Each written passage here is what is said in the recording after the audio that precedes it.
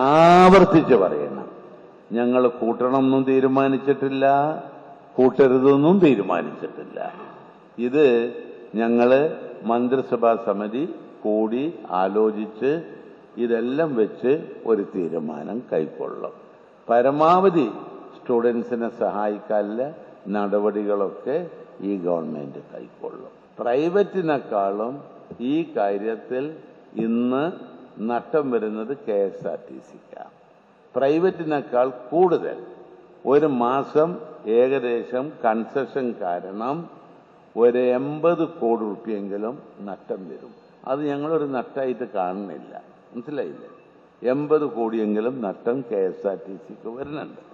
ഇതിനൊരു പൈസയും ഏതെങ്കിലും കാലത്തെ ഗവൺമെന്റ് കോമ്പൻസേറ്റ് ചെയ്തിട്ടുമില്ല, ഈ ഗവൺമെന്റും ചെയ്യുന്നില്ല. KSRTC സഹിക്കുക. ഞാൻ ഒരു ഗവൺമെന്റിനെ കുറ്റപ്പെടുത്തില്ല. ഇവിടുത്തെ കേരളത്തിലെ സാമ്പത്തിക സ്ഥിതി വെച്ചുകൊണ്ട് ഗവൺമെന്റിന് നൽകാനും സാധിക്കില്ല.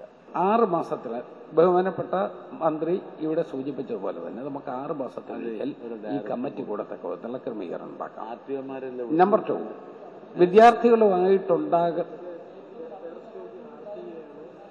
പറഞ്ഞു വരാം. വിദ്യാർത്ഥികളുമായിട്ടുണ്ടാകുന്ന അതത് പ്രദേശങ്ങളിലെ ടെൻഷൻ നമുക്ക് കുറയ്ക്കാനുള്ള നടപടി വേണം. അത് നിങ്ങളും അതുമായിട്ട് ബന്ധപ്പെടണം. പഴയ രൂപത്തിലുള്ള ഒരു വിദ്യാർത്ഥി സാഹചര്യമല്ല ഇന്നുള്ളത്.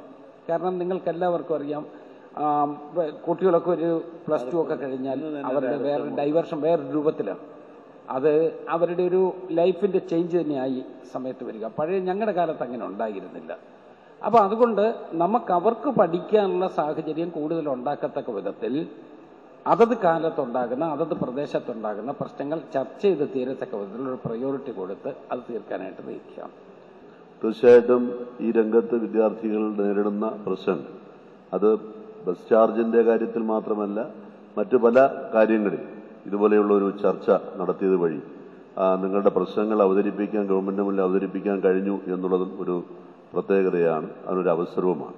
തീർച്ചയായിട്ടും യാത്രാ രംഗത്ത് ബസ് യാത്രയുമായി നമ്മുടെ ഇവിടെ ചൂണ്ടിക്കാണിച്ചതുപോലെ ഒരു 80% വരുന്ന നമ്മുടെ കേരളത്തിലെ കുട്ടികൾ യാത്ര ചെയ്തിരുന്ന KSRTC ബസ്സിലാണ്.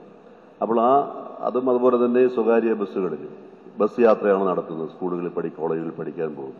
അപ്പോൾ അതുമായി ബന്ധപ്പെട്ടിട്ടുള്ള പല പ്രശ്നങ്ങളും ഇതുപോലെയുള്ള ചർച്ചകളിൽ ഗവൺമെന്റ് ശ്രദ്ധയിൽപ്പെടുത്താൻ കഴിയുന്നുണ്ട് എന്നുള്ള കാര്യത്തിൽ യാതൊരു സംശയവുമില്ല.